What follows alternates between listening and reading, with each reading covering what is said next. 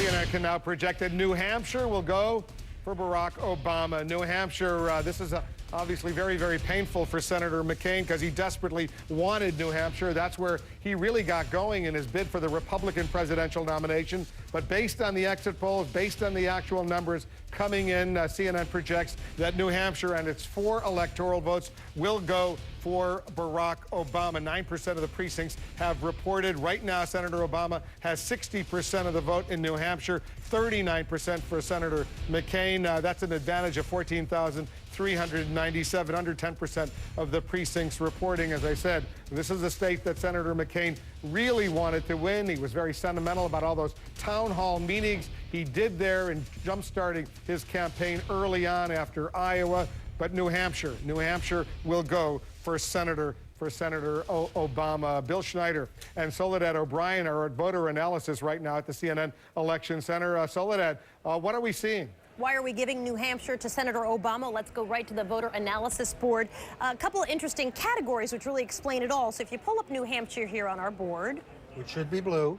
Okay, and let's take a look first. Highly educated voters, that's always been a good category for Barack Obama. That's right. Voters with a postgraduate degree, the top of the educational category. This was one of the top groups that delivered for Barack Obama. 70% for Barack Obama. I mean, they are going to New Hampshire. It's a very high-tech state. This is a very big breakthrough for Democrats to do that well with postgraduate educated voters. Wolf was talking about the dismay that John McCain must feel, especially when he was really targeting those independents. But you see, they're blue here, which means they went for Barack Obama. That's right. The top groups are the most, whereas Obama had the biggest advantage, and his advantage shrinks a little bit until you get to the middle. Independents, blue, they voted 60% for Barack Obama, 38% for McCain. A big disappointment. They're the fastest growing group in the New Hampshire electorate. Men was a category that Barack Obama was targeting hard and had to do well in. And men in most states have voted Republican, but here in New Hampshire, by a slight margin, 52 to 47,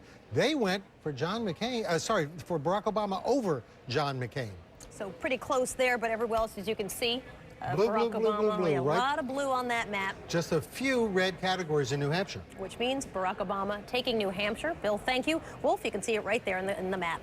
All right, so thanks very much. I want to take a look at some numbers coming in, ballots coming in some Senate races that we're watching very closely. Let's start in the state of Virginia. We've already projected that Mark Warner, the former Democratic governor of Virginia, will win this contest against the former Republican governor, Jim Gilmore. 59% so far for Warner, 39% for Gilmore. 36% of the precincts in Virginia have reported. This is a pickup because Warner will replace John Warner, the Republican, no relation, as the next senator from Virginia. In Kentucky right now, with 39% of the precincts reporting, look at how close it is. The Senate Minority Leader, Mitch McConnell, with 51%. Bruce Lunsford, the challenger, 49%. Very, very close. We are in no position to make a projection in Kentucky. This is one race that the Democrats have worked very hard to capture. Mitch McConnell fighting for his political life right now. In North Carolina,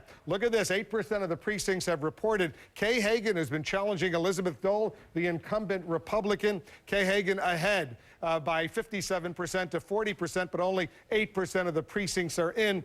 Kay Hagan making a very, very strong challenge. Elizabeth Dole fighting for her